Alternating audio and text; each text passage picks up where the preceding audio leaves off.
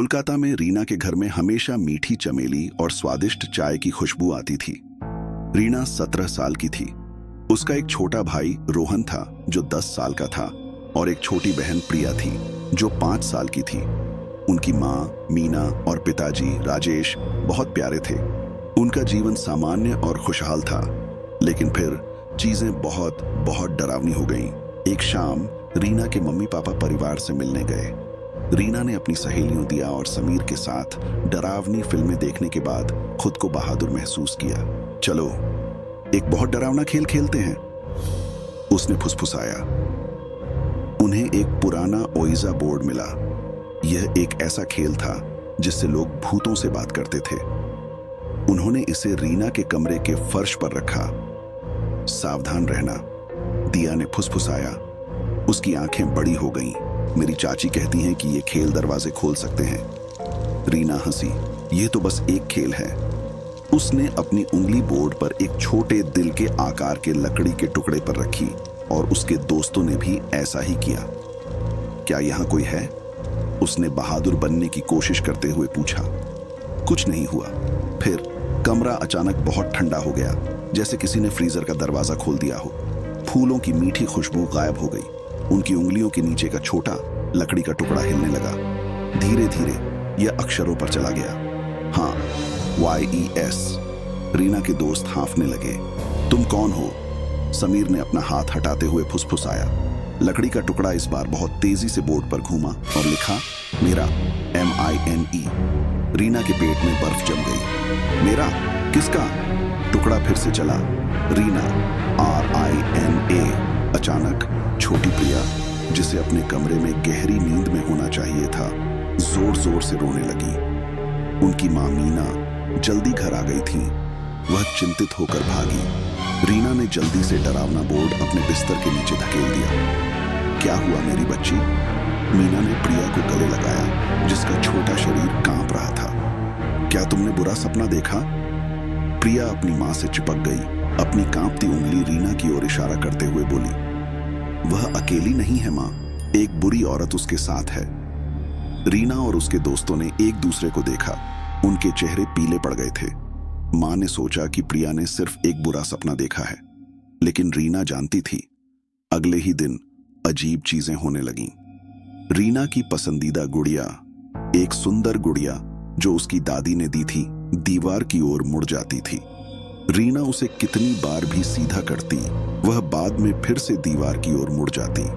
कभी रीना को अपनी आंख के किनारे गहरी और लंबी परछाइयां दिखती थीं। वे तेजी से चलती थीं, जैसे कोई भाग रहा हो, लेकिन जब वह सीधे देखती तो वे गायब हो जाती थीं। खाली चौपाल से उसे कभी कभी एक धीमी भयानक हंसी सुनाई देती थी, जैसे छोटे कांच के टुकड़े टूट रहे हों। एक दोपहर रीना अपना होमवर्क कर रही थी। उसके सिर के ऊपर का पंखा धीरे धीरे घूमना बंद हो गया। फिर वह उल्टा घूमने लगा, तेजी से और तेजी से, एक तेज डरावनी गूंज पैदा करते हुए। छत से धूल छोटे छोटे बूंदों की तरह गिरी। फिर उसकी मेज के बगल की दीवार पर एक पारिवारिक तस्वीर झुकी, फिर गिर गई और टूट गई। जब उसने उसे उठाया तो तस्वीर में उसके अपने चेहरे पर एक काला धब्बेदार हाथ का निशान था। रीना, वह क्या आवाज थी? पिताजी ने लिविंग रूम से बुलाया। कुछ नहीं पापा, बस तस्वीर गिर गई। रीना की आवाज कांप रही थी। अदृश्य डरावनी चीज और भी साहसी हो गई। रीना का भाई रोहन कहने लगा कि उसे रात में अपने कान में फुसफुसाहट सुनाई देती है। फुसफुसाहट उसे रीना के बारे में रहस्य बताती थी, जो केवल रीना को पता थे। प्रिया अकेले सोने से मना करती थी, कहती थी कि एक लंबी काली महिला उसके बिस्तर के पास खड़ी रहती थी, बस उसे घूर रही थी। एक सुबह रीना अपनी बांह पर एक चुभन महसूस करते हुए उठी। उसने 3 गहरे लाल खरोंच देखे, जैसे लंबी नुकीली नाखूनों ने उन्हें बनाया हो। उसने उन्हें डरते हुए देखा, यह याद करते हुए कि उसे रात भर कोई देख रहा था। उस रात उसने अपने दरवाजे के बाहर भारी घसीटते हुए कदमों की आवाज सुनी। उसने अपनी सांस रोकी। कदम उसके दरवाजे के ठीक बाहर रुक गए। फिर दरवाजे के पीछे से एक धीमी गुर्राती आवाज आई, जिससे उसके कमरे की हवा कांप गई। माँ, जो बहुत प्रार्थना करती थी, उसने भी ध्यान देना शुरू कर दिया। वे पूजा के लिए जो छोटे दीपक जलाते थे, वे अपने आप बुझ जाते थे। प्रार्थना के फूलों की मीठी खुशबू कभी कभी खराब गंध में बदल जाती थी, जैसे कुछ सड़ा हुआ, खासकर जब रीना पास होती थी। माँ ने अपने पारिवारिक पुजारी पंडित जी को बुलाया, एक दयालु और गंभीर व्यक्ति। वह उनके घर पर एक विशेष प्रार्थना करने आए। जैसे ही उन्होंने पवित्र गीत गाए, अपार्टमेंट में रोशनी पागलों की तरह चमकने लगी। लिविंग रूम में टीवी अपने आप चालू हो गया, तेज स्टैटिक शोर करते हुए। फिर रसोई से एक बड़ा धमाका हुआ, जैसे सारे बर्तन फर्श पर गिर गए हों। पंडित जी का चेहरा बहुत गंभीर हो गया। यह एक साधारण भूत नहीं है मीना, यह एक बहुत बहुत बुरी और शक्तिशाली आत्मा है। यह रीना से चिपक गई है। यह डरावनी भूतिया कहानी भी पढ़ें। हिमालय की ट्रैकिंग, नरक का रास्ता, 5 दोस्तों की खौफनाक दास्तान। उन्होंने उनसे कहा कि वे किसी और अधिक शक्तिशाली व्यक्ति को मदद के लिए ढूंढें। एक तांत्रिक जो बुरी आत्माओं से लड़ना जानता था। पिताजी जो आमतौर पर केवल विज्ञान में विश्वास करते थे, अब पूरी तरह से डर गए थे। डरावनी चीज अब केवल रीना पर केंद्रित हो गई। उसे दुस्वप्न के अंदर दुस्वप्न आने लगे। वह हांफते हुए जागती, लेकिन पाती कि वह अभी भी सपना देख रही थी। एक मुड़ी हुई दुनिया में फंसी हुई थी, जहां काले आकार उसके ऊपर खड़े थे। उसकी आत्मा को चोट पहुंचाने वाली डरावनी बातें फुसफुसा रहे थे। एक बहुत ही डरावने सपने में उसने एक लड़की को देखा जो बिल्कुल उसकी तरह दिख रही थी, खाली आंखों और जंगली बालों के साथ।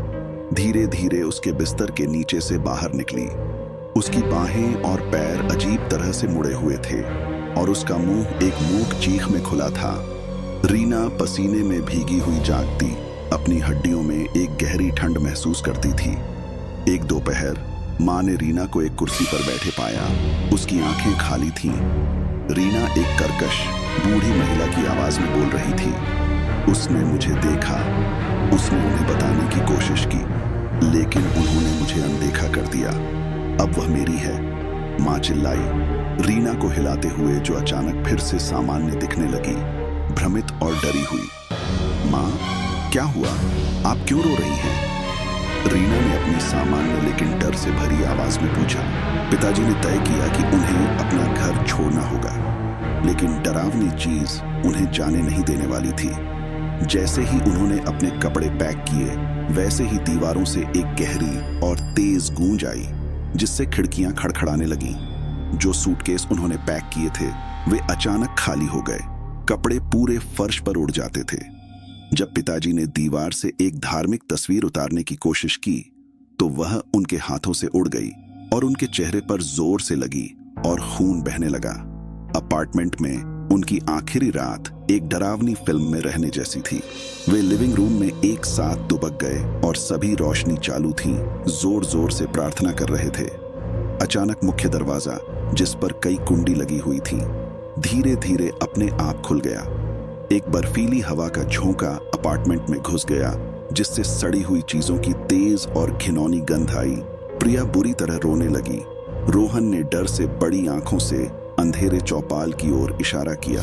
एक धीमी धुंधली आकृति परछाइयों से बाहर आई, लंबी और पतली, एक अजीब और झटकेदार तरीके से चल रही थी। वह इंसान नहीं थी। वह उनकी ओर खिसक गई और रोशनी के झिलमिलाते ही उसकी आकृति स्पष्ट होती गई। एक महिला, लेकिन उसका चेहरा सिर्फ एक काला छेद था। उसकी बाहें और पैर लंबे और मुड़े हुए थे और उसके बाल जंगली और गंदे थे। उसने एक चीख निकाली जो ऐसा लगा जैसे हवा को फाड़ रही हो। फर्नीचर फर्श पर फिसल गया और लैंप फट गए और धूल और प्लास्टर के टुकड़े छत से गिरने लगे। रीना को एक अदृश्य शक्ति अपनी ओर खींचती हुई महसूस हुई, जो उसे डरावनी महिला की ओर घसीट रही थी। वह चिल्लाई, उससे लड़ रही थी। उसके माता पिता ने उसे पकड़ लिया और उसे वापस खींच लिया, लेकिन वह शक्ति इतनी मजबूत थी, किसी भी इंसान से ज्यादा मजबूत। उसने मेरे साथ खेला, उसने मुझे परेशान किया। वह मेरी है। आवाज, फुसफुसाहट और चीखों का मिश्रण जो उनके चारों ओर से आई, उन्हें और उनकी हड्डियों तक हिला दिया। डरावनी महिला आगे बढ़ी और उसकी हड्डीदार हाथ रीना की ओर बढ़े। पिताजी ने हताश बहादुरी के एक पल में देवी की एक छोटी चांदी की मूर्ति उस पर फेंक दी। मूर्ति धुएं की तरह डरावनी महिला के आर पार चली गई लेकिन प्रकाश का एक तेज चमक निकला, जो उसके बाद एक बहुत तेज और कान फाड़ने वाली चीख आई। डरावनी महिला पीछे हट गई और उसकी आकृति एक पल के लिए कांप गई। बोर्ड, ओइजा बोर्ड, रीना को अचानक याद आया। Read one more horror story. एक बच्ची ने आत्मा से बात की और फिर पूरा परिवार गायब हो गया। हमें इसे जलाना होगा। अपने डर से मिली नई ताकत के साथ पिताजी रीना के कमरे में भागे, जबकि मां बच्चों को पकड़े हुए जोर से प्रार्थना कर रही थी। डरावनी महिला गुस्से से चिल्लाते हुए पिताजी के पीछे उड़ी। रीना ने उसे देखा, परछाइयों और ठंड का एक घूमता हुआ बादल जो उसके पिता को पकड़ने वाला था। पापा, मेरे बिस्तर के नीचे, रीना चिल्लाई। पिताजी जल्दी से बिस्तर के नीचे घुस गए और धूल भरा ओइजा बोर्ड बाहर निकाला। डरावनी महिला वहीं थी। उसकी ठंडी हंसी कमरे में भर गई। पिताजी बोर्ड को हाथ में लेकर रसोई की ओर वापस भागे। उन्होंने तेल के साथ एक दीपक पकड़ा और बोर्ड पर तेल डाला और उसे आग लगा दी। जैसे ही आग लकड़ी से छुई, वैसे ही अपार्टमेंट में एक भयानक और लंबी चीख गूंज उठी, जो अविश्वसनीय दर्द और गुस्से की आवाज। रोशनी पागलों की तरह झिलमिलाई और फिर बुझ गई, जैसे उन्हें पूरी तरह से अंधेरे में डुबो दिया। डरावनी गूंज बंद हो गई, भयानक ठंड गायब हो गई, बुरी गंध चली गई और उसकी जगह जलती हुई लकड़ी की हल्की और आरामदायक गंध आ गई। खामोशी भारी, पूरी खामोशी। पिताजी पूरे कांपते हुए बोर्ड के जले हुए टुकड़े पकड़े हुए थे। वे एक साथ दुबक गए और सुन रहे थे। कुछ नहीं, कोई फुसफुसाहट नहीं और कोई कदमों की आवाज नहीं, कोई हंसी नहीं। वे उसी रात अपार्टमेंट छोड़ गए और सब कुछ पीछे छोड़ दिया। केवल वही ले गए जो वे ले जा सकते थे। उन्होंने कभी पीछे मुड़कर नहीं देखा।